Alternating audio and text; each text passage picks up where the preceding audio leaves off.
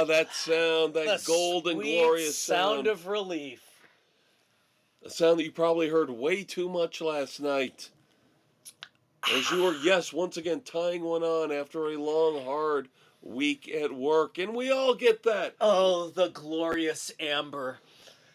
But as you went through your 5th, and your 6th, and your 7th, and your 8th, and you had a couple shots to go along with it, and then you tried to hit on the buxom blonde next to you, who wanted nothing to do with you, unless you had $200 cash. Nothing was going on for you. Nothing was going right. So you drank some more, and now you are here. And obviously, and you Ubered home, right? This is your Saturday morning hangover cure, kids. You know what to do. Take some aspirin with the water, get the coffee going, fry up the eggs and sausage and bacon, and let us guide you through what to watch, listen to, read. You know the drill. We will get you through your hangover. It's the Saturday morning hangover cure weekend edition Sports Frenzy 2.0, your favorite politically incorrect pop culture commentary podcast. He's your Uncle Dave. He's your Uncle Kev. Let us get right into it with a bittersweet moment to begin everything. Our final concert review of 2024. Kind of brings a tear to the eye. And we could not have had a better band to send us off into that good night. Ha! Speaking of night, that would be Night Ranger, baby. One of our favorite bands here on Sports Frenzy. And I have said it, and I'm not trying to be Debbie Downer. I am not trying to be, I'm not implying things. We're talking about a concert for 2025.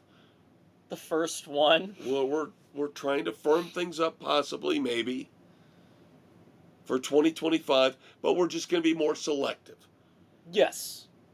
But 2024 just shaped up so well, getting to see all our old friends, let's say. We saw our old friends this year.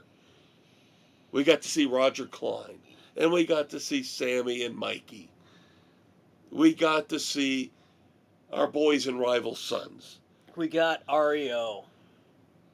Jackal, of course. And then to top it all off, we got Jack and Brad and Kelly. Of course, Night Ranger. Last Saturday night, December the 7th, 2024, at the Lerner Theater in Elkhart, Indiana. They tried to throw Winterfest at us to block us from getting to our appointed destination. We would not be rock blocked.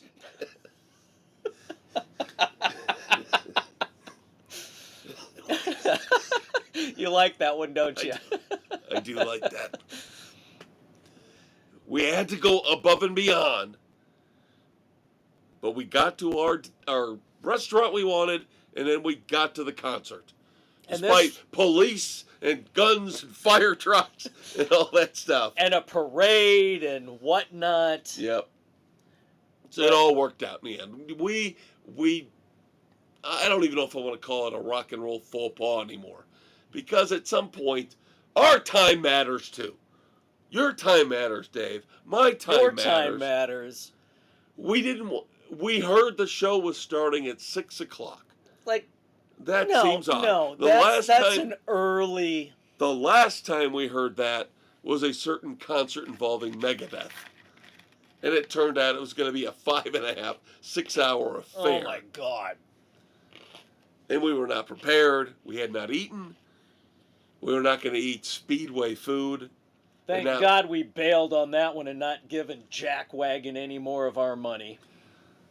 The evil rock and roll bastard of all time who owns the Plymouth Motor Speedway. But we digress. So it all worked out. We're not reviewing the opening acts and the DJ. No, we bailed on that because our time was precious. So we found a nice place down the road. We hung out there. Yep. The two of us, Mrs. C and my boys, get the boys to see Night Ranger for the first time. That was arguably the most important part of this night, was exposing the younger generation to Night Ranger. And they were excited for the opportunity. And they were not disappointed, kids. So we finally figured out it was not 6 o'clock, it was 8:30. So we planned everything. We still got there in plenty of time, not rude. We will always get there early enough to get settled in. We are not going to be walking the late in arriving late. crowd ruining it for everybody else. And then we got lucky because Mrs. C has her issues with her back and her hips, that we were able to be seated in the handicapped, am I allowed to say that? Yes. Area? Physically challenged area? Yes, the physical disability area. And because nobody else had purchased seats for that area, we all got to sit together. All together, so it all worked out great. And of course, Night Ranger is so fucking awesome. 16 songs in their set. I had to do a little tweaking on what was online, but not much. No, just a little bit, but again, they don't disappoint. They come out and every time we've seen them, they've brought it. High energy, interactive. They don't phone a show in. No. And you and I agree on this. And this is a band that I always bring up to you every year, whether they're opening for somebody else or what, like here recently, I think tonight actually, as we tape on December the 11th, I think they're playing in Shipshewana tonight. But this is a band that legendary for their live performances. And you and I have seen them multiple times, and we go, huh? It's Cheap Trick. Yeah. We've seen them, 4 or 5 times? Probably four. 4 times. Once out of those 4 have they actually been solid, good, where you could see why people want to see them in concert. And that's when they opened in Chicago for ZZ Top. Everything else just felt like they were going through the motions. But yet, you and I are in the minority in that I would go to my grave telling Cheap Trick fans, I'll take Night Ranger 10 times out of 10. Show me how Cheap Trick is better in concert than Night Ranger. Right now, you can't. Yeah, I guess we have to go back to the 80s. 70s? Because right now, I don't think Cheap Trick, and you and I have seen them again over the past, 20 years. 3 or 4 times. And they have never, ever, ever brought the energy that Night Ranger has. No, they don't. They don't right now. And I don't know how. I don't see the legendary concert status that Cheap Trick has gotten. They're Rock and Roll Hall of Famers. Keep that in mind, too. Maybe back in the day? I'm not trying to turn this into a Cheap debate. Trick, but I'm just trying to give you a compare and contrast as why Night Ranger gets abused way more than they should, where they should be praised and exalted as the classic rock gods that they are. Now, the set list doesn't change very much. They do tweak it a little bit. They tweak a few things here and there. Like they slipped High Road in, one of their newer songs, which was interesting. Yep, not a bad tune. Then we get Call My Name, a deeper track. That was very good. But otherwise, you're getting the two. You're getting the good standards. You're getting the 2 Damn Yankee songs that you would expect, and then you're getting all the Night Ranger hits. Oh, and by the way, I should say, since you didn't listen probably to the sports edition. Yeah, I have something. I have some kind of weird virus. He's got the head cold going on, so he's full of snot. I'll probably Usually he's just full of shit, but tonight he's full of shit and full of snot. Oh, you're funny. Am I wrong?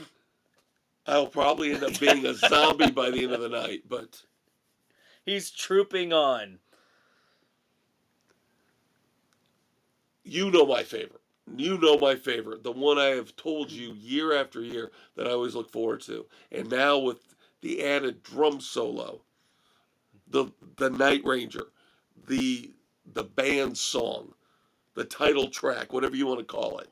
When they play Night Ranger, I just go nuts. Yeah, because you know they're all going to be playing on the drums, different parts, and the synchronization of all the members of the band, all 5, is incredible. And plus, it's just a fucking awesome song. Well, that too. We got a little bit of a tease with the damn Yankees. Almost got a third song. Almost a full third song. Yes, when they they were gonna play High Enough, which was usually their standard, but Jack said, "Hold on, not that one. Let's go with this," and they went into Come Again. Yep, and then switched. So that was a nice little tease. The one I was surprised we did not get their cover of Crazy Train this time out. Yeah, they still do it, but it's hit and miss. Yeah, it's hit and we miss. did not get their cover of Boys of Summer. That I don't think they've played in a while. I know we've heard it in the past. Every other time we've heard it. I don't think every other time. This is the first time we've not heard it. I know. I'll dispute you on that. So I think they played it once or twice. It's been at least twice. We did not hear Secret of My Success. That I was waiting for. That's the other one. Yeah. Did not play that. But for me, since I love the first 2 albums so much, Dawn Patrol and Midnight Madness, the set list was perfect for me. It's very heavy on that. It was perfect. Because I got Touch of Madness. The minute they started Touch of Madness, I was like, I'm in heaven. Because I knew Night Ranger was coming. Then Call My Name. Now, that's one of those songs that they switch in and out. Rumors in the Air we didn't get. Right. That's one that I would normally love to hear. So I was a little tiny disappointed in that. But they did such a good job with Call My Name. Jack Blade's sitting out there by himself a cappella. I hear a voice, it was the sound of the city. I hear you call my name. Yes. And the fact that the boys enjoyed it. Now, the thing that blew me away is after the show, when I asked them, how many Night Ranger songs that you heard do you remember hearing before? They said 2. Like 2? No, you guys have heard more. You just didn't recognize. Yeah, they claim they only heard the final 2 songs. Don't Tell Me You Love Me and Sister Christian. Which is crap because I know just the week before, and they tried to gaslight me, but the week before we were out, and You Can Still Rock in America was on, and we had it cranked up. I said, in a week, you'll be hearing this. And they said, well, I don't remember that. I heard both of them blatantly tell you, I don't remember that. Yeah, they little shits. Yeah, those are my boys. All right. In terms of a rating, here's what I'm going to do. I'm going to give it the same rating I gave Jackal. A very, very, very strong 3.5 Frenzies. Yes. And then next week, final 2024 show for the Conquistador. We are doing, as the holidays hit on our taping night. We are doing our best of lists. Best songs, best albums, best movies, and best concerts. I have a feeling at least for me, I have a feeling this show will show up in the top 5. I think a lot of old friends, a lot of old concert friends will be appearing in this one. They will be populating the top 5. Great show. Great show. If you get the opportunity to see Night Ranger, do so. They will not disappoint. No. We have our bands. We have our bands that we love. Live, in concert, and Night Ranger tops the list. Dependable, will never let you down, will give you your money's worth, and by the way, will not charge you an arm and a leg. No, they will not. They are always reasonable. Now, a band that I hope to see in 2025, I don't know if it'll happen, is Tremonti. Now, the new album comes out January the 10th. And yes, we will be reviewing it. You know this. But they have released the 4th song from that new album, the title track. The End Will Show Us How is the title of the album, the title of the new single. I imagine this is it. This is all we're getting, and after that, we gotta wait for the album. Yep. Now, in terms of what I just mentioned, next weekend's year-end review, this is where Dave and we diverge, and it's a good thing. Yes, we are not a symbiotic.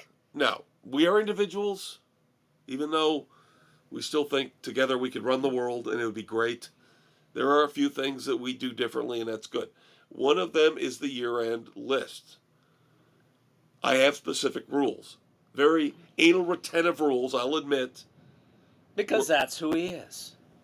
And Tremonti will be the one that falls into this. Because the album is coming out in 2025, I will not include any of the songs in our 2024 year-end countdown. I will carry them all over to 2025. Well, but Dave doesn't do that, and I'm good with that. He looks at when the song came out. Yep. So he might have a Tremonti song, might not. We'll just have to wait and see. I'm just telling you, I won't. I will have them all on 2025's list if they qualify. Big if for the top 5. What does that mean? I'm throwing a teaser out there. Keep them guessing. Jeez. Man. Good Lord, man. Always taking things as a personal affront. Of course. Of course. Jackass. You've met me, haven't you? All right, so I'm biased. I'll admit I'm biased. I love Tremonti. I love them. I've loved all 4 songs that have been released so far. But for some reason, I'm an 80s guy. I'm an 80s down and dirty. Give me a 3.5-minute party anthem. You know? Yeah. Talk dirty to me, baby. That's what distill it down to that. Boom. Looks that kill, talk dirty to me, round and round. That's the formula to me. But for some reason, maybe I've matured. Maybe I've gotten wiser as I've gotten older. I'm kind of getting into these longer songs with the nuances and the different tempo shifts and changes. Now, I'm not going prog rock. We're not going 10-minute prog rock. No, crap. I'm not going to We're looking the 5 to 6 minute range. And I told you, I loved The Mother of the Earth and I. Absolutely loved it. That, of course, was the second single. This one is similar to me. But oh my God, I love this so much. I wasn't as into The Mother Earth and I as you. But you still liked it. I still liked it. This one I fucking loved. Okay. This one really hit.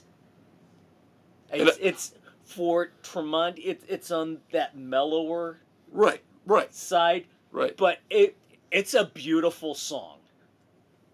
Thank you. And I would recommend one thing to you. Watch the video.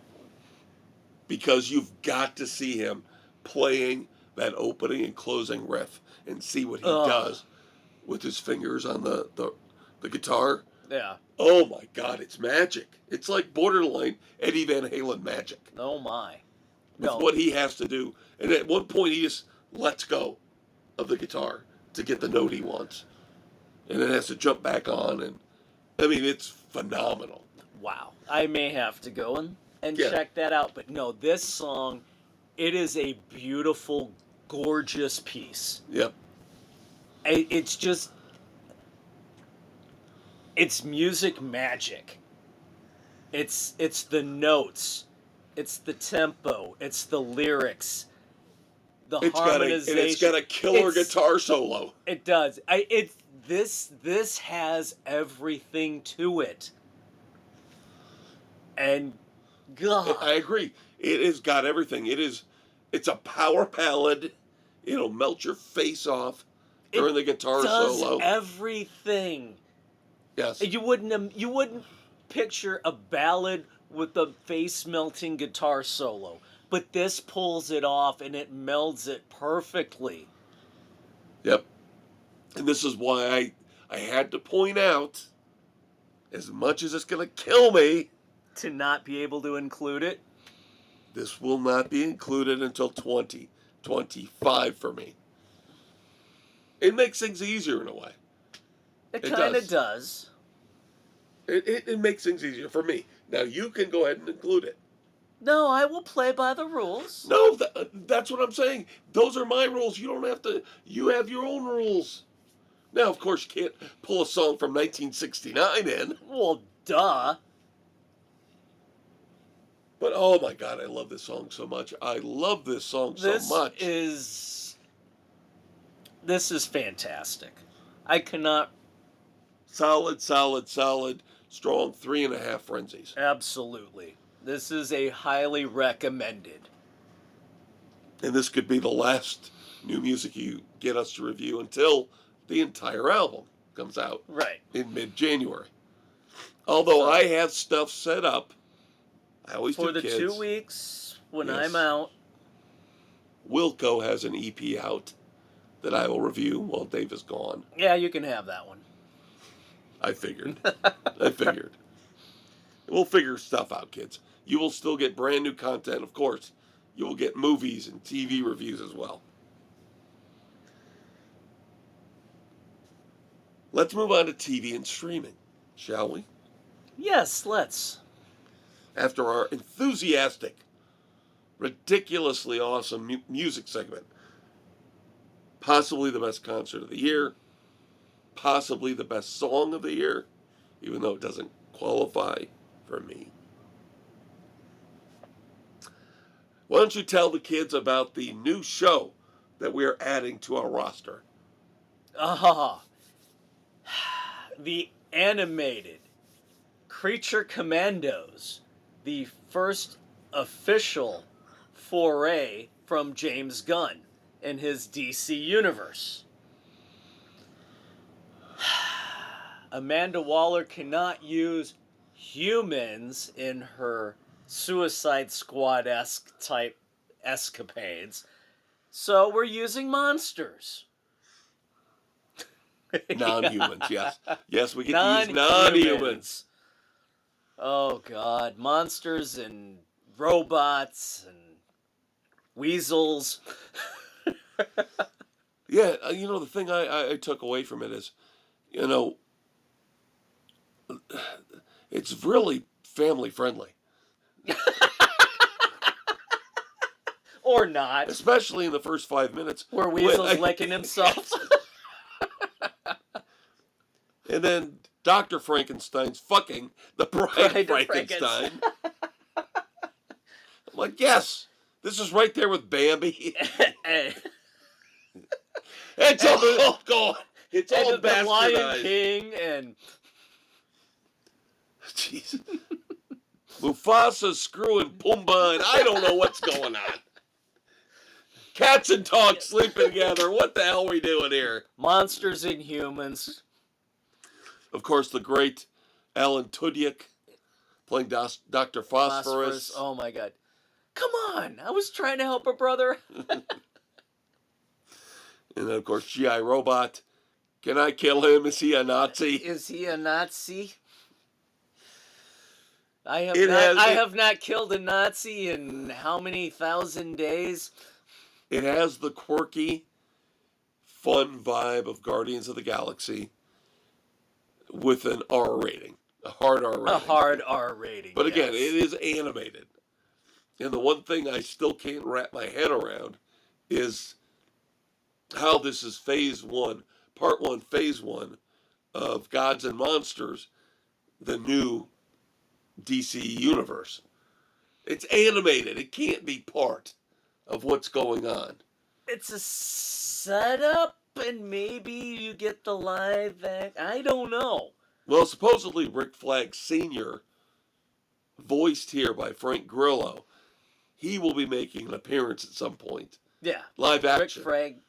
Rick Flag Sr., played by Grillo, will be at some point. Yeah. But it's fun. I take it for what it is. So far, we're 2 episodes in. And it's... I'm not disappointed. Right, every Thursday night on Max, you're getting new episodes. I think 7 total. Yeah. So we got the first 2. Are they dropping 1 a week now? I would assume 1. So... It's fun. It is what it is. It's fun and entertaining. It's debaucherous. What more could you ask for? David Harbour as the obsessive Frankenstein monster. It's not as good as Agent Elvis, though. Oh, Agent Elvis we're going to talk about adult animation. I'm still mad. Fucking Elvis needed a season 2. That was brilliant. A fucking left-right situation. Of course, terriers. They screwed us with terriers. They screwed us with Agent Elvis. Agent Elvis was brilliant. It was Matthew McConaughey fantastic. As an undercover FBI Elvis. Come on. Brilliant. Oh my God. Yeah. That's the problem is I'm going to compare everything animated now to that. And it's going to be tough to beat that. Yeah. Agent Elvis was brilliant. That was awesome. Although you haven't seen Inside Job. No, I haven't. The animated. Again, 1 frickin' season. I'll have to check that out. Is that Netflix or? Yes. Okay. And that's where you have Inside Job is the secret government organization on conspiracies. Okay. That sounds familiar. I've talked to you about it before. I've reviewed it. Okay. I'll have to try it. Definitely. The boys enjoyed it. I enjoyed it. We recommend it. All right. Now, next week, we will wrap up, obviously, the last show of the year with your Uncle Dave. But we will also be wrapping up the entirety of What We Do in the Shadows. The vampires. As season 6 and the series comes to an end. The penultimate episode dropped this past Monday. I was glad to see they finally decided, let's get done and over with. Let's get the Canon Capital thing. Canon Capital bullshit ended. That drug on a little long. Nice to see a little bit of peace between Nandor and Guillermo. Yep. Batman and Robin. Maybe we wear the capes on the front. So now we get to see what happens in the final episode. And I'm disappointed. We did not get a reoccurrence of Jackie Daytona. Not yet. We got 1 episode left. We got 1 episode. Yeah, I'm not a huge fan of Taika Waititi, the guy who created this whole thing. He's already out there going, oh my God, this show went on way too long. No, no, it didn't. You Stop didn't being do it in justice. Yeah, stop being an asshole.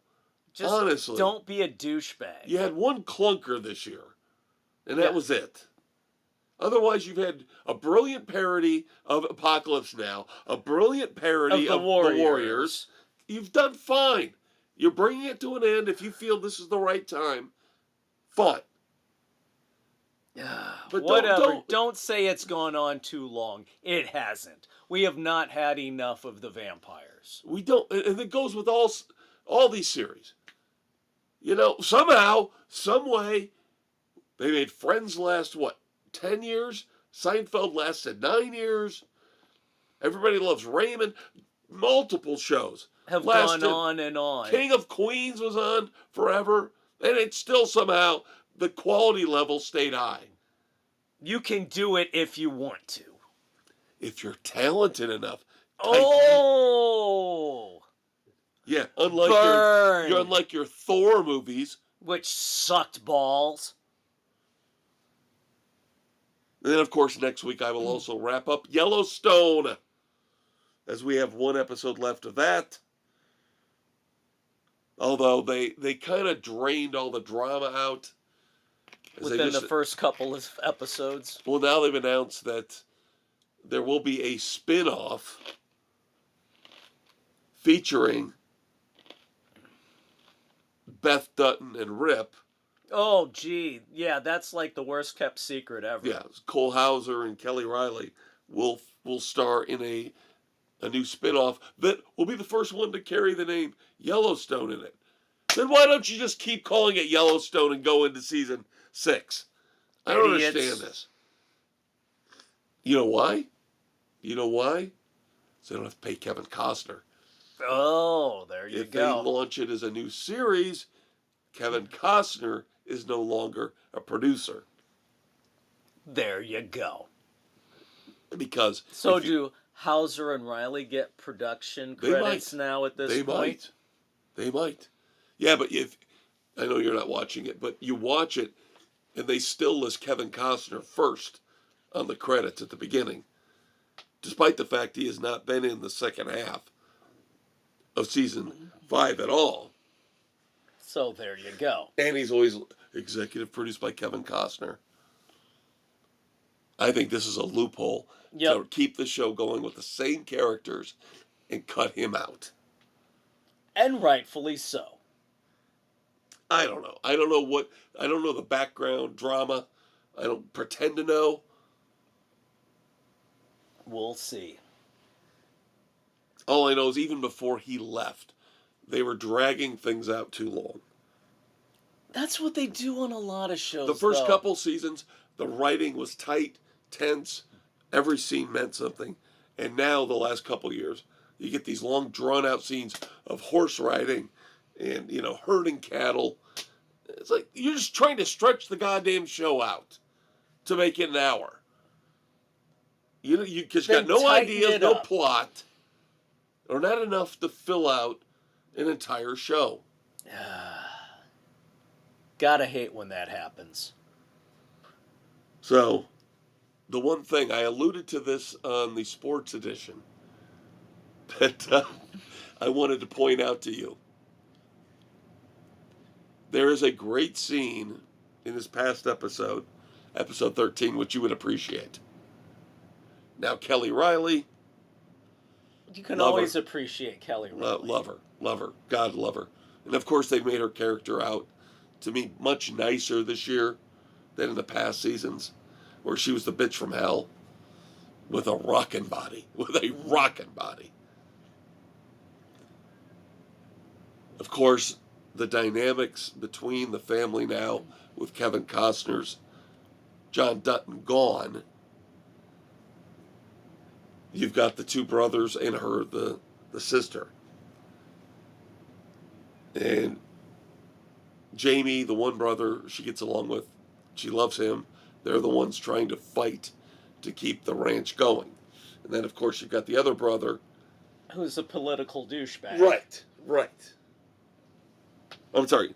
Did I say Jamie? That's the evil one. Yeah. Sorry. No, the other brother is the one who left. Went to Vietnam, or not Vietnam, went to overseas to fight. Yeah. Oh God, the Iraq. Persian Gulf. Yeah. Yeah. Jamie's the evil one. Yeah, Jamie's, he's a political putz. So Jamie calls her at one point in the last episode, the evil one. And you see her phone light up. she's getting a call from Fucktard. Hey, that's our line. They stole it. Son of a bitch. But I saw that. I was like, Dave, I gotta let Dave know. That's my line. Yeah, she's getting a call from Fucktard. I want my residuals. God damn it, I hate when my memory goes. So Jamie's the evil one, so who's the good brother? God damn it, Kev. Drive me nuts. All right. But we'll have all that next week for you as we finalize Yellowstone and What We Do in the Shadows as both shows come to call.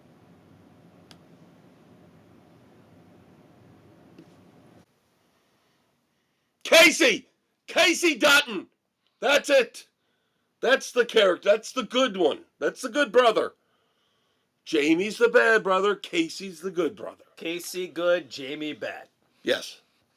Jamie Fucktard. And there you go. Beth hot. Oh, some magnificent, a pair of great qualities. And she's got this lip thing that just drives me crazy. She's got, I can't. Anyway, A topic, down boy. a discussion for another day. That woman is sexy. Might not be the most attractive woman in the world. She's sexy. She's got that. She has sex appeal. She's the definition of sex appeal. There's beautiful and there's sexy. She's sexy. She's sexy. All right. TV and streaming news, movie news, and then we move on to not one, not two, but 3 movie reviews this week.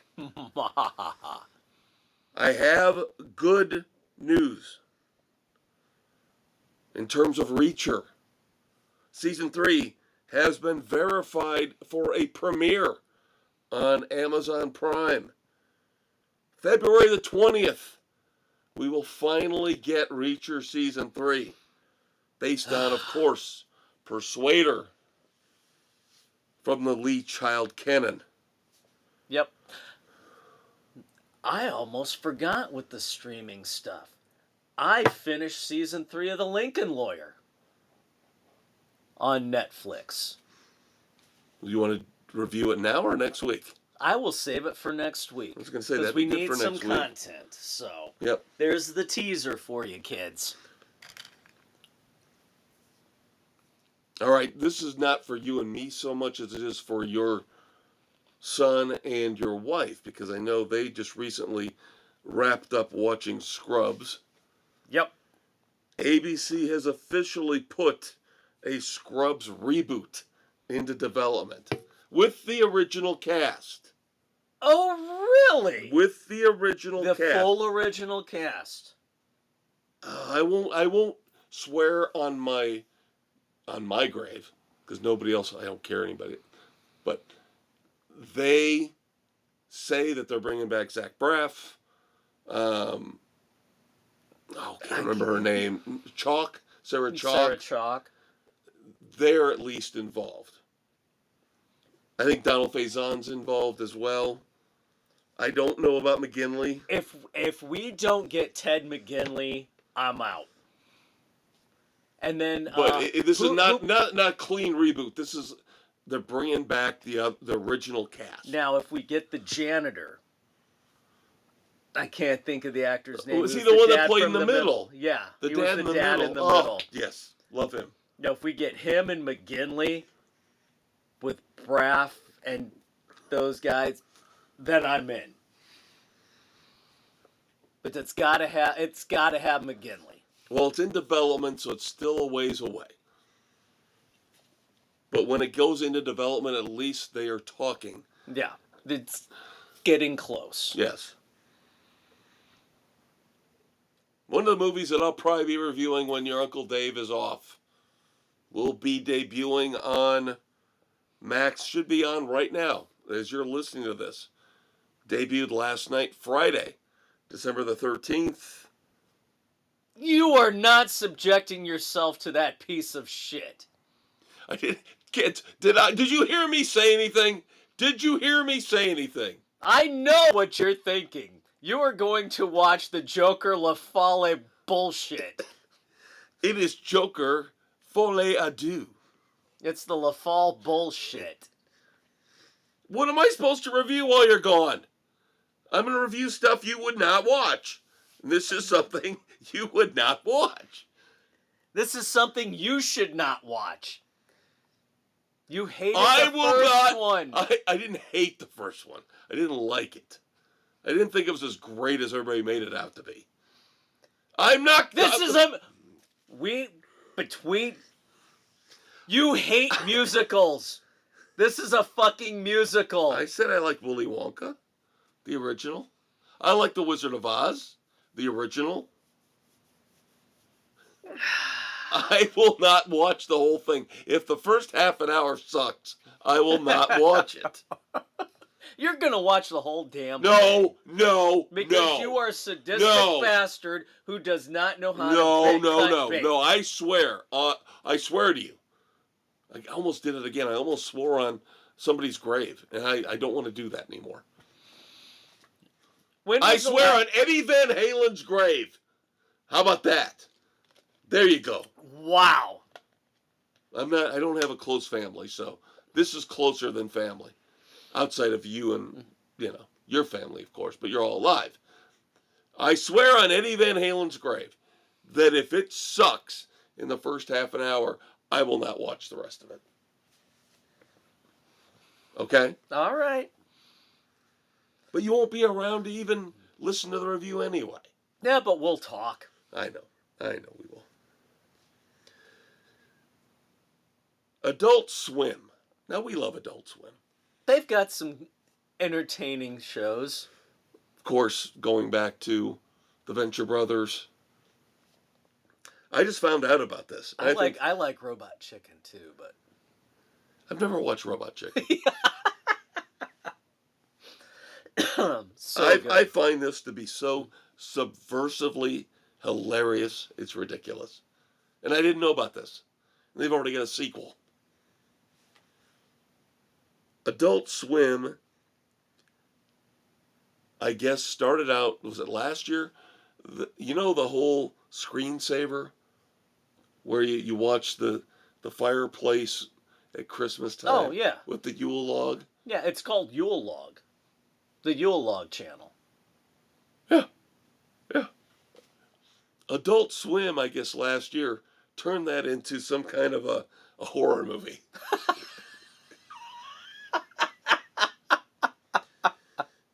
And the sequel just came out here recently. Yule Log 2, Branching Out. Where the Yule log somehow comes out of the fireplace, hunting down people and killing them. It's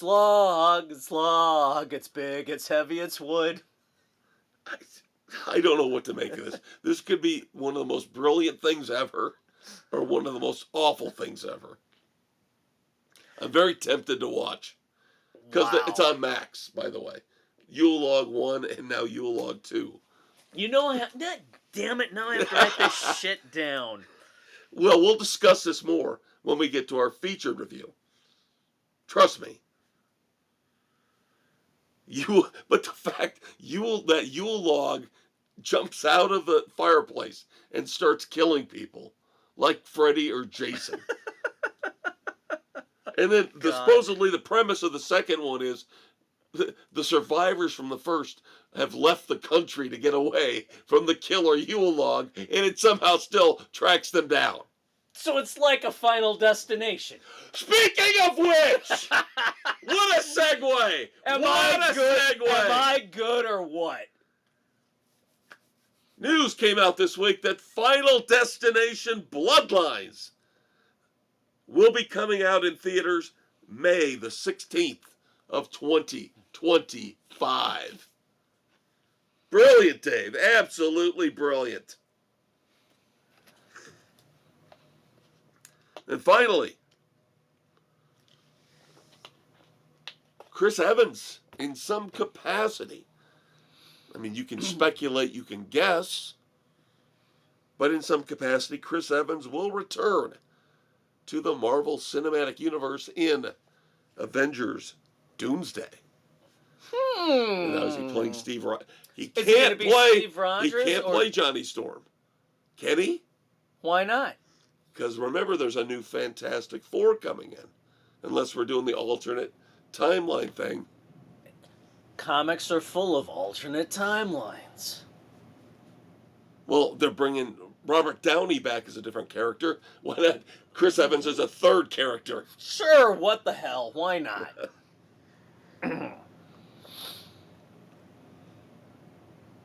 All right, one last thing. Then we get into Speak No Evil. Did you ever watch the zombie flicks 28 Days Later and 28 Weeks Later? Yes, and I did see the trailer for 28 years That's later. what I was going to say. 28 years later, the trailer for part 1 is out now with a zombified Cillian Murphy. I wasn't sure if we ever talked about those movies because they were out so long ago. It's been forever. They were okay. I might have to play catch up on those. I gotta watch them again because it's been so damn long. Because it was 10 years between when the those first came two. out. It was a while. It was a while. Was like I don't know if it was 10 years, but it was a while. Almost a decade. All right, that leads us into our featured review of the week. Now streaming on Peacock, a remake of a 2022 horror movie. Yes, they remade a movie that was only 2 years old. Because why not? Speak No Evil. I'm going to let Dave take the lead on this because this movie was so fucking slow. Okay, go on. I want to play off of your criticisms. Oh my god. We started watching it Monday night. As we're recording Wednesday, this is of course Saturday morning. Mrs. C and I started watching it Monday. She's like, yeah, why not? So we're watching it and we're like, okay. And so we had to pause it when Connor came home from work. Like, all right. Holy shit. We're only 50 minutes into an hour and 50-minute movie? Really? We're not even an hour in yet? She's like, I'm done. I gotta be done.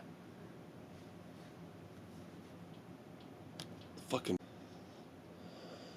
So, Mrs. C's, I can't do it. It's not doing it for me. So, premise is, American couple is on vacation in Italy. They meet with their daughter. They meet a British couple with their son. They kind of connect, become Fast friends-ish. And they're like, oh, well, we'll have to get together, blah, blah, blah. We're in London. We're out in the country. Because the Americans are moved to London for a job. He was there, then he was axed, had a severance package, and they stayed. And they've got their own issues, as we come to find out. So they get invited to the British couple's country estate. They decide to go. They get there, and that's kind of where we stopped. And we kind of can see where things are going. Yes. I mean, you'd have to be fucking oblivious to not see where things are going. Yeah. So, Mrs. E cuts out. Done. Tuesday evening, I'm like, all right, I'm finishing the last hour. I know where it's going to go. I just got to see how bad it is. I'm taking one for the podcast, kids. This is for you. It does not pick up. It's still slow slog until the final 20 minutes. And even that's really, how fucking stupid are you people? I mean, and the whole attitude, usually it's like, oh, Americans, you're the pompous assholes and whatever. No, this is the Americans are the weak, mild, meek, and the Brit, played by McAvoy, is the pompous, arrogant asshat.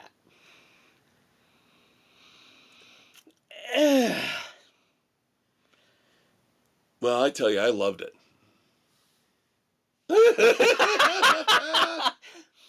My biggest issue, apart from being so how many? slow, We could go on forever about the issues. And the thing is, go ahead. I'm sorry. I've got so many things to rant about with this. their fucking car, the fucking Tesla, they drove for hours out of London into the country. It sits there for a few days, not charging, and you're expecting me to believe that they take it to leave and then they have to go back because the daughter left. Oh, no, don't save that one for me. Save that for me. Save that for me. Because that is my entire crux of how this movie sucks ass, is that particular moment. But then they go back, and then you're fucking expecting me to believe that after another day or two that Tesla has enough fucking power to get them from that country estate back to the fucking city. Bullshit. All right, let me add in. Now,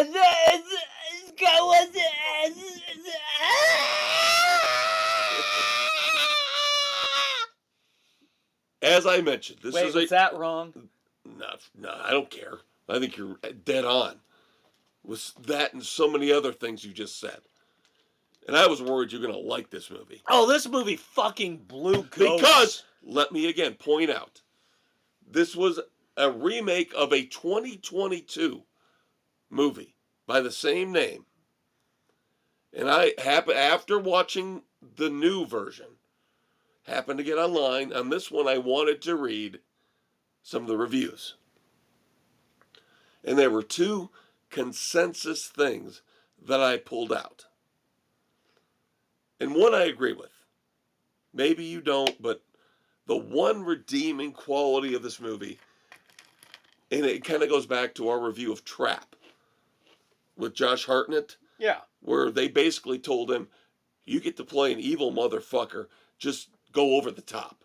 I think James McAvoy... Oh, James McAvoy was brilliant. He was great. McAvoy was brilliant. That was the only thing. I was transfixed. I was like, this fucker's evil. But he's evil in such a mesmerizing, magnetizing kind of way. He was the only bright spot of this movie. And I don't know if he's taking steroids or what, but he was bulked up. He was bulked up for this. And he looked physically intimidating. He played the mental mind games. And he even though you could tell, like with Josh Hartnett and Trap, his face is twitching all the time, trying to contain his glee at the evil he wants to perpetrate. Yes. That was the one thing I agreed, is that James McAvoy is the one and only sole reason. The other thing that people were pointing out, I can't verify, because again, I did not watch the original.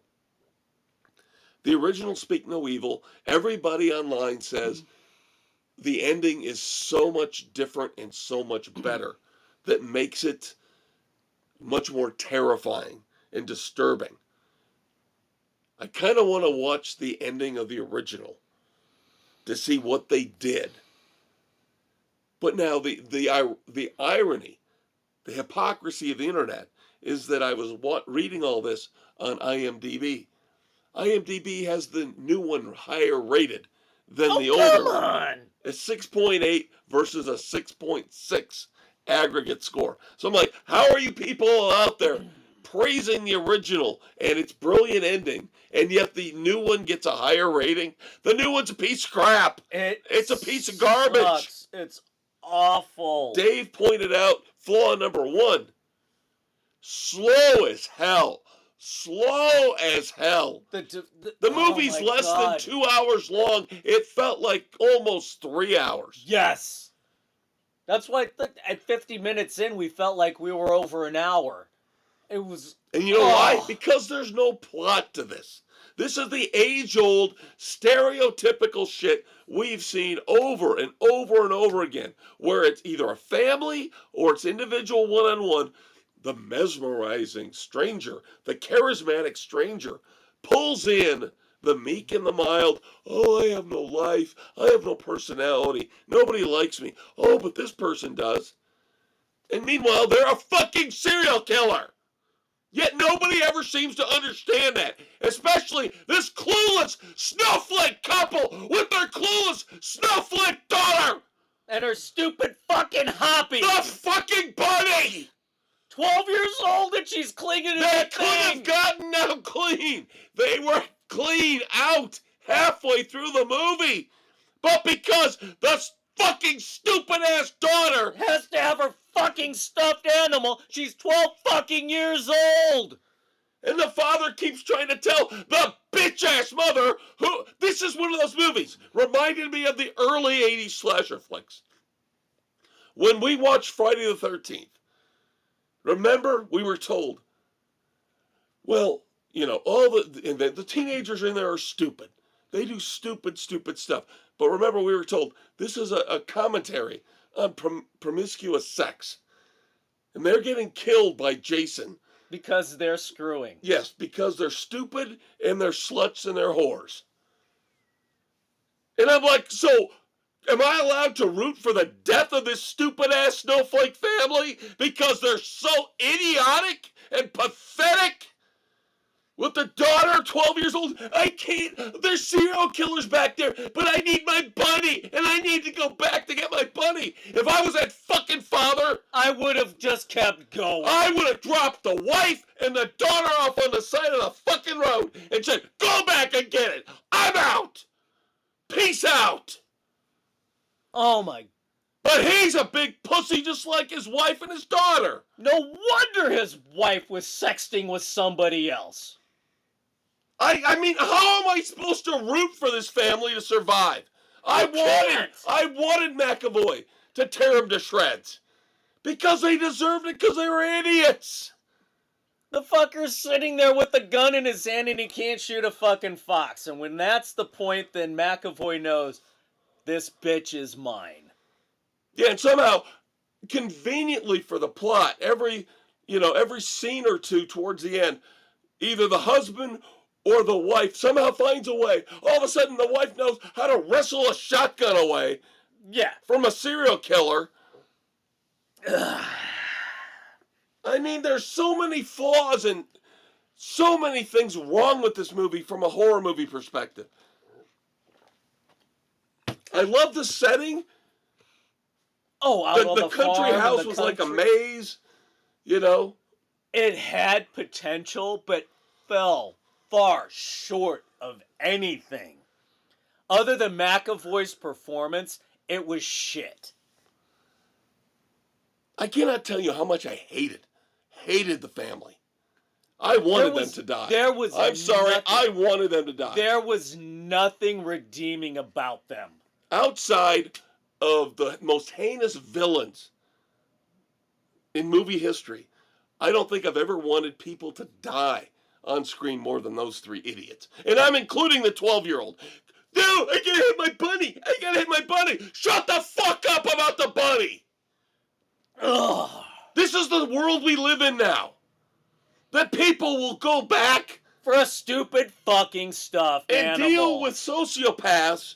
They know are sociopaths because they're done it and they play on it. And I keep taking the bunny and putting, oh look, the bunny's way up there on the, how the bunny get way up on the corner of the fucking roof. Hey, I bet the serial killers did it. Yeah, We gotta get on the ladder and get the bunny, though. Oh, Otherwise, our daughter's gonna scratch herself to death.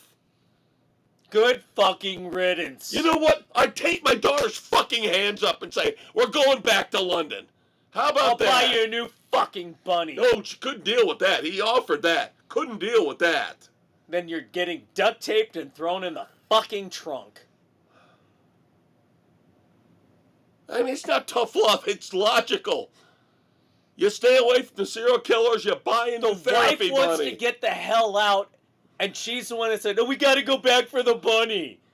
Bitch, shut up. She was a bitch. She was a bitch. And again, the husband was a puss, but he should at some point said, "You two get the fuck out of my car. Walk back and get your God. therapy bunny. I'm out of here." So fucking bad. Do not watch this. I will give it 1.5 based solely on McAvoy's performance. Yes. Because he was so good. McAvoy was brilliant. The rest of it sucked. 1.5 frenzies for me. Same here. We're in And a if it wasn't for corner. McAvoy, this would be absolute garbage. I mean, we would be talking 0. Yeah, But it was, James McAvoy is so good in this. He's wasted. yeah, the performance was wasted on a shit script. The shit rest of the cast. I just... Ugh. The directing was awful. And again, this If a director of any repute had this, it could have been a decently paced... Oh. You're right. It dragged on forever. I went through the same thing you did. I kept looking at how much time's up. What?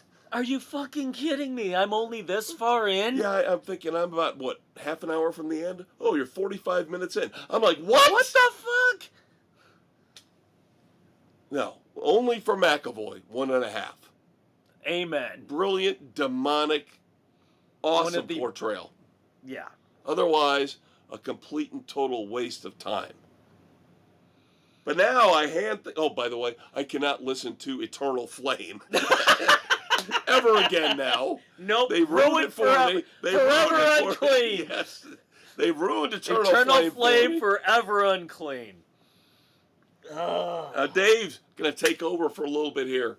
Not only because my voice is fading, but he's got two movie reviews for you, yes, kids. I am playing catch up here. There is a trilogy that you have been talking about with Mia Goth. Oh my God! I watched the first. X? I watched X. Ooh, okay. Wow, how disturbing. Yeah. Just wow. And Jenna Ortega in that too. Yes. Yeah. So, very intriguing. Now, I can see where Pearl is set up from that. Yes. Going to the backstory of the whacked out old lady. Mm-hmm. So, now I'm intrigued for that one. But, just disturbing. This was a good horror movie. Speak No Evil sucked ass. X was decent. Well worth watching. I'm shocked. Shocked that you actually delved into this. So, okay. So it's been on the list, and I finally, all right, let's get through this one. Yep. So. And the 3 are vastly different movies. Yeah. Even though they're all connected together. Big vastly time different movies. So,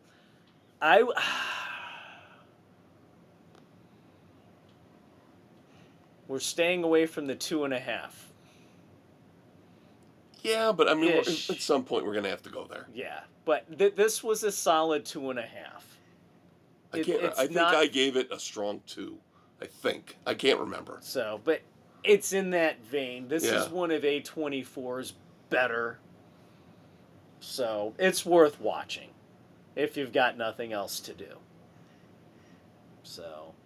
Well, I'm glad at least you didn't hate it. No, it was So, not like Dave Matthews Band, you got something else to hold over my head. There you go. Now, we watched the series, The Gentleman. We're gearing up, getting ready for season 2. Netflix brought back the movie with Matthew McConaughey that I watched and absolutely loved. Did the boys watch it? Nick had seen it before. Oh, had he? Okay. Yeah. Okay. And he's the one that told me that Netflix had brought it back. Okay. So of course I jumped on it. Frickin' brilliant. Yep. I can see how it was the setup for the series. So, just so good. I love And McConaughey was frickin' phenomenal. He's underrated, man. We got to get to the point where we start giving him his due. He needs it. This was incredible. And then Hoonan, who was his second in command, leading through, brilliantly done. And then, You got Vinny's in there, of course. yeah. Constant, as always. Yep, very good there. And just so well done. It flew by. The pacing was perfect. The storytelling going backwards and forwards, and the whole double, triple cross and bringing everything out. The lion rules everything. That was one of my favorite movies of that year. Yeah, that was Guy Ritchie at his best. Yeah, wrote, directed, did this, just fan-freaking-tastic. I have to give it a solid 3.5. That's what I gave it. I remember I gave it 3.5. It was brilliant. It is so good. It is so good. And it makes me wonder. And Colin Farrell is awesome. He's always awesome. It makes me wonder. Somebody as smart and talented as Guy Ritchie. What the fuck is he doing with Madonna? Thank you. Thank you. Thank you. That's the only issue I have with him. Yep. Yeah, what are you doing with Madonna? My God. Seriously. No, The Gentleman is frickin' phenomenal. And then eventually, hopefully, sounds like we're going to get season 2 of the series. Yes. On Netflix. Well, 2 very pleasant, as you alluded to, you were going to surprise me. 2 very pleasant reviews. Yep. Stuff playing a little bit of catch up. I figured eventually you would watch The Gentleman, but I had to wait to get a hold of it. X caught me by surprise. Yeah, no, it's always been on the list. Yep. So.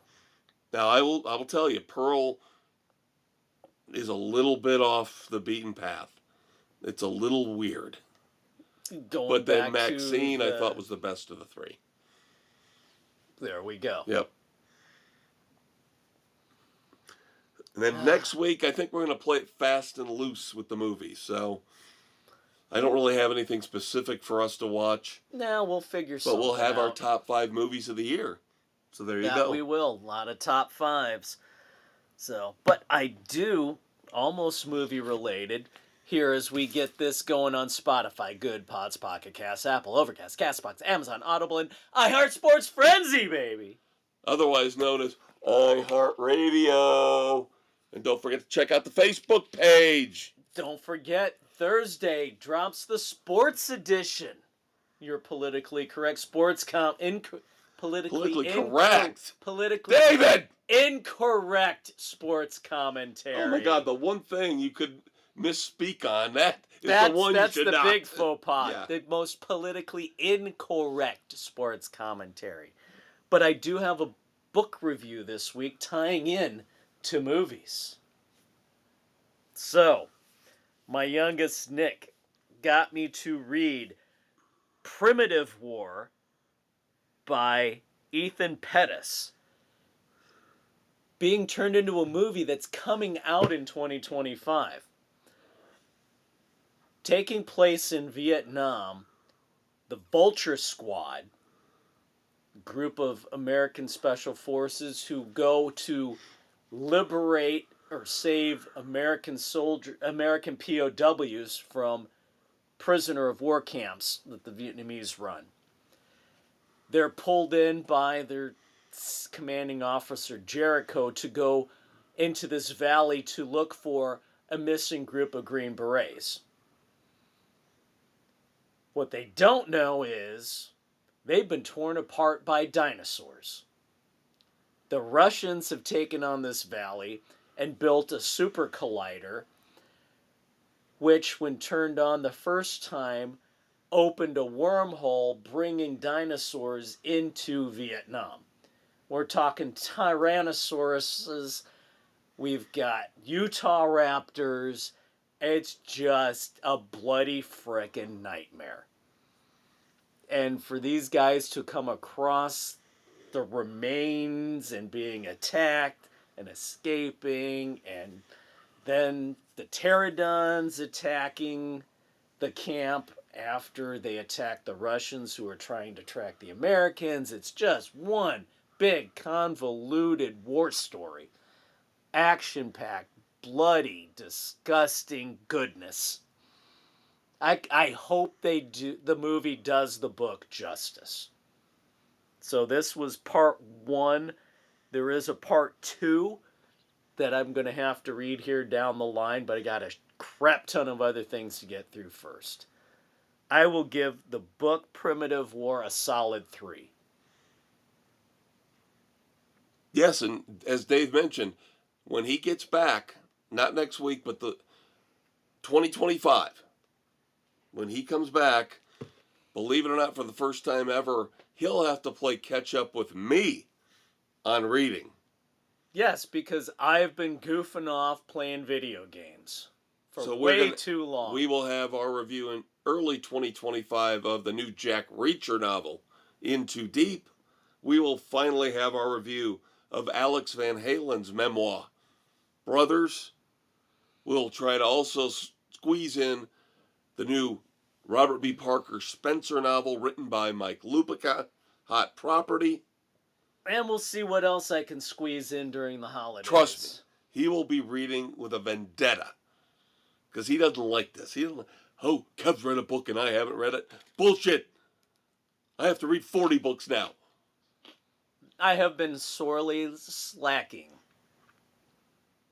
And he didn't even tell me, a man who works with books every day of his life did not even tell me there was a new Hap and Leonard book. I didn't know there was a new Hap and Leonard book because my role at the library has changed your role, Dave. A little know your bit. role.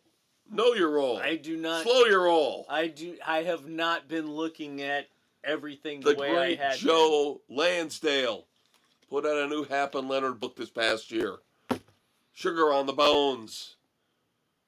I'm going to have to read that after I get done with Spencer. After I get done with Alex Van Halen. There's too damn many books that have stacked up.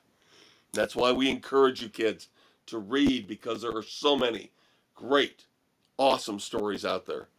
I'm a quarter of the way through the new Janet Ivanovich. Stephanie Plum. So not my cup of tea, but I know many, many, many, many people who love it. Entertaining as hell. All right. Moments of silence. First up, The Amazing Kreskin. From back in the old talk show days. Good Mike Douglas, grief. Johnny Carson. The Amazing Kreskin has passed away. So is a little bit of my childhood.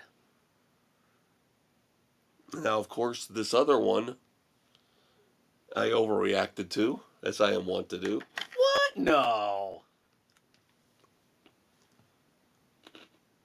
You know I am a sucker for 70s cop shows.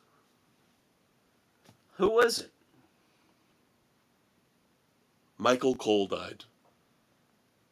Why do I know that name?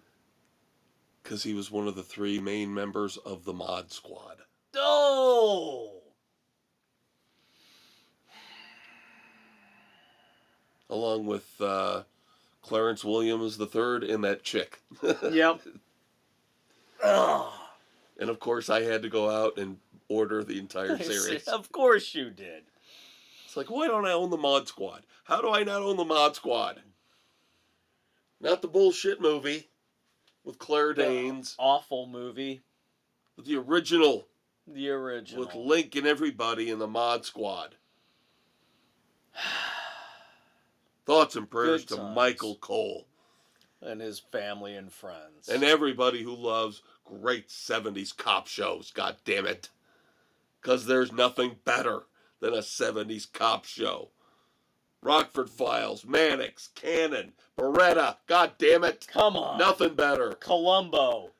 You can go on and on and on. Starsky and Hutch. Streets of San Francisco. Yes, come on. The greatest of the great. And again, this is why I love Tracker. The only show on network TV that I will watch. It's because in many ways it reminds me. It's got that old school vibe.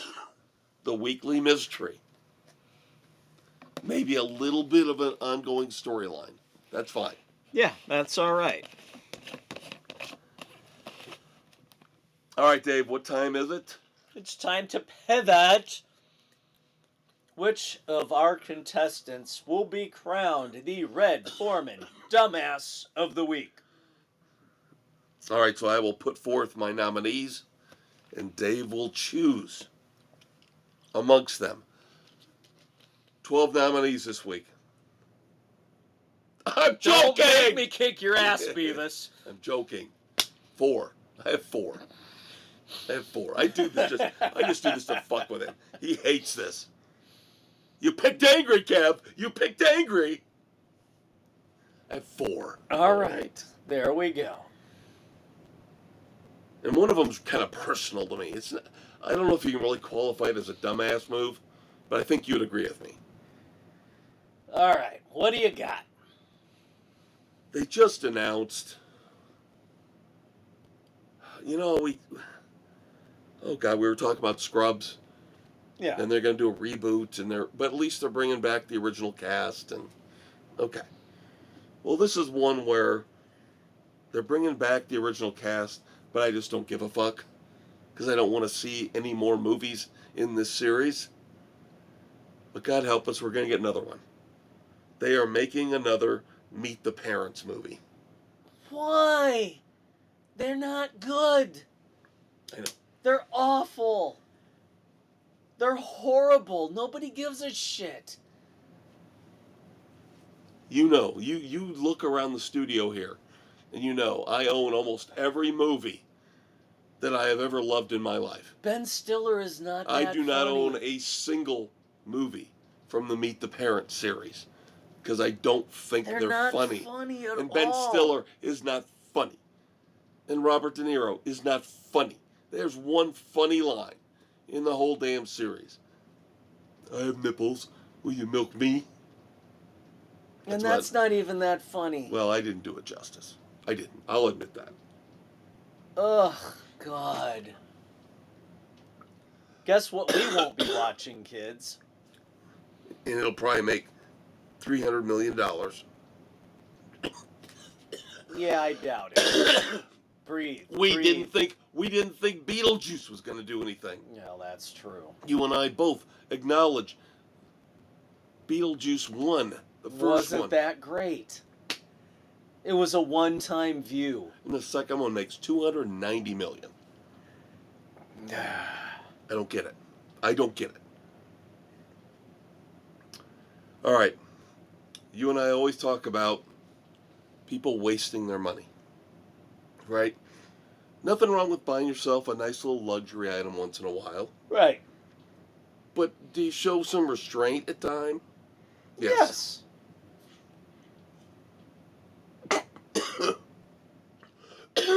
Sorry. This one's really got me all choked up. Sorry. $28 million. $28 $28 million. Oh, is this for a pair of fucking shoes? Judy Garland's ruby slippers from The Wizard of Oz. And with the buyer's premium, total was $32.5 million.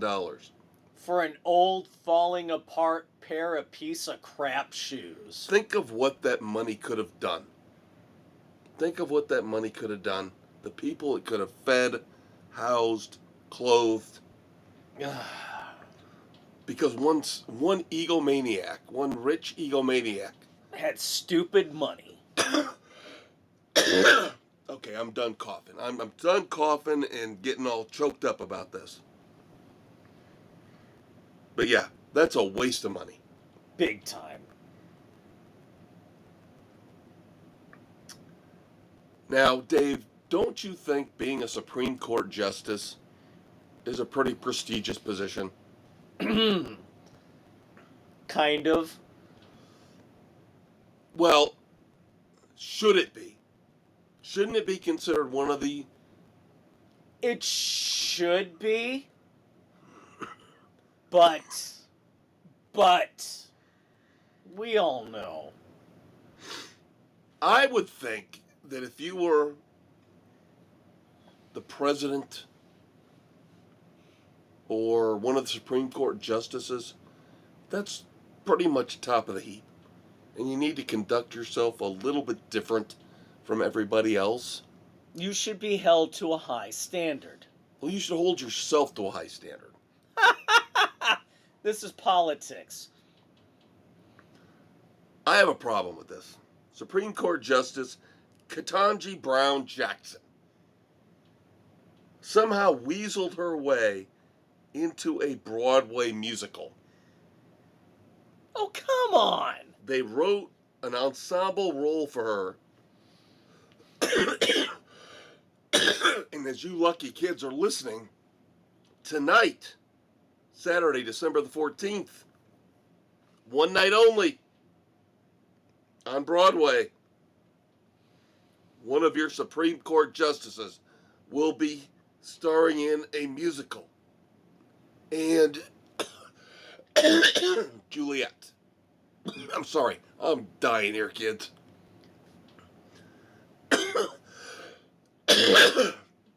I could edit this all out, but I don't care anymore. It just bothers me, the Supreme Court justice. When you achieve that position, shouldn't you care enough to maybe do respectable, mature things? How many of them have done mature things? Very few. If this had been one of the conservative justices, like Justice Kavanaugh, he would have been roasted over an open fire, especially by the bitches on The View. But because it's a liberal Supreme Court justice... Oh, it's so awesome! Yeah, she gets... Oh my God, she gets to live her dream. So once again, tonight, December the 14th, one night only, on Broadway, in the musical And Juliet, your Supreme Court Justice, Ketanji Brown Jackson. In my opinion, a dumbass. Know your role. I mean, come on. At some point, when you accept a position, you have to understand that you have to make sacrifices. You have to look professional and more mature than everybody else. And I would think Supreme Court Justice would be one of those. Yeah, we're talking a political What's entity. next? Is she going to be in the SI swimsuit model edition? Would it surprise you? No, that's what I'm saying. Not now. As long as it's not Sotomayor. Oh my God. We'd all be throwing up. Puking over ourselves. Lunch is gone. Ejected. Yeah, it could have been Ruth. Oh! Oh, God. Now I'm really going to start coughing again, Dave. You're welcome. I'm already hacking up a lung, and you just made it worse. Thanks. finally, as I get ready to get fitted for an iron lung here as we wrap this up, our final nominee for Dumb Ass of the Week, pop culture-wise, on the weekend edition, the Green Bay Area Public School District.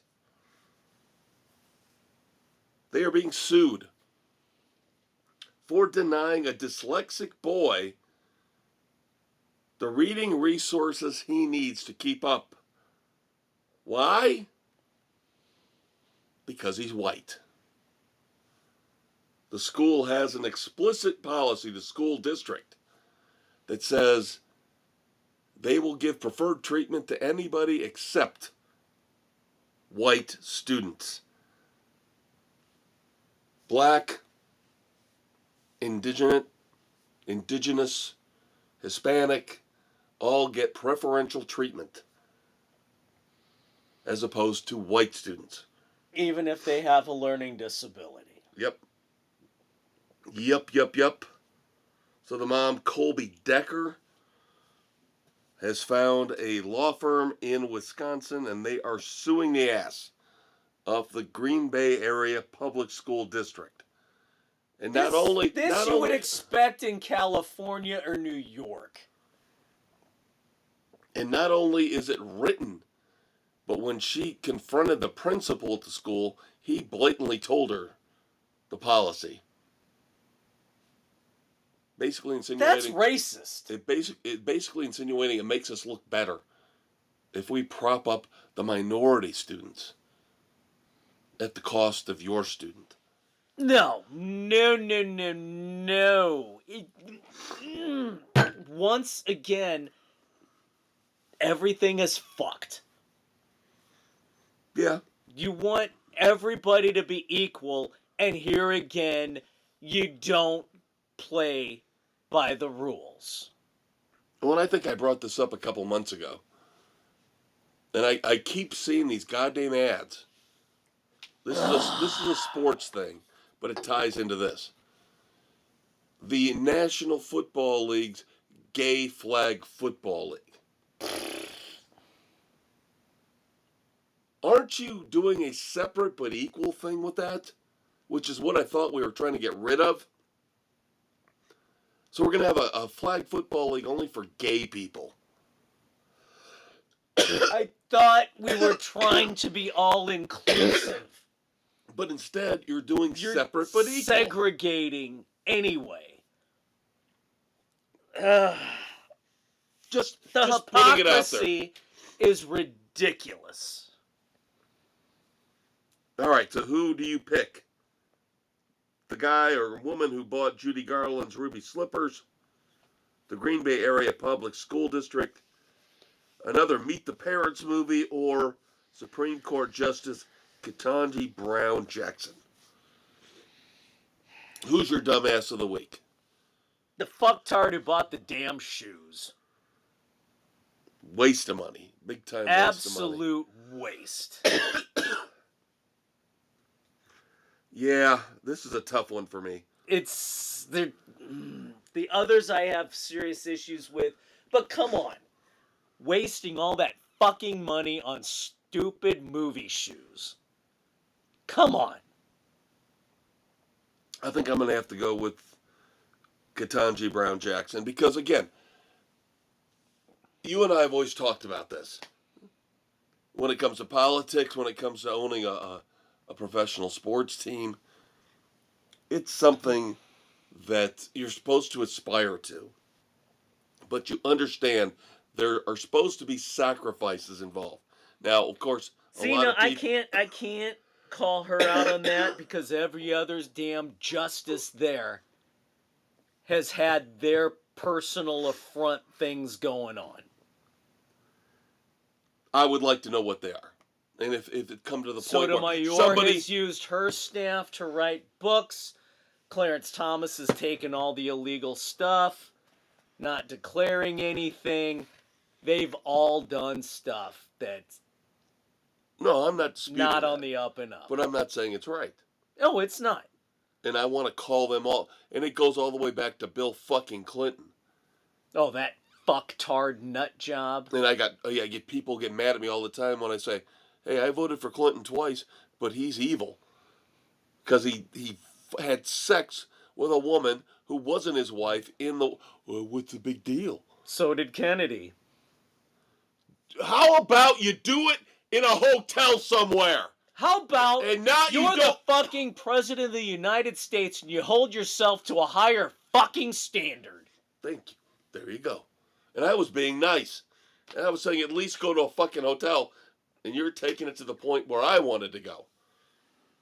Can you keep it in your pants for 4 years? We talk about this. We know you're married to the Ice Queen murderess of all time. And we talk about this again with professional athletes. Just don't fucking go out, screw around when you're supposed to be committed to the team. You're getting millions and millions and millions of dollars. You shouldn't be making it rain at 3 a.m. Wait till your career is over. Wait till your career is over and then go to town. But they can't do it. They can't do it. They can't show any kind of restraint. That's why I picked Ketanji Brown Jackson, is because you are supposed to be one of the supreme leaders of this country. And yet you've got to find somebody. Can you get me in a Broadway musical? I agree with you, though. They've all done shit. I just want to call them out when I see it happen. There you go. He's your Uncle Dave. He's your Uncle Kev. I'm set up for a double lung transplant in a couple hours, so. Yep. So, we hope you're feeling better. We'll be right back here to help you through your next round next Saturday morning. Don't forget the sports edition that drops on Thursday mornings. We got you covered everywhere for your politically incorrect commentary. There you go. No, that's not there you go. Say goodnight to the kids, Dave. Good night to the kids, Dave. And I will be talking like this next week.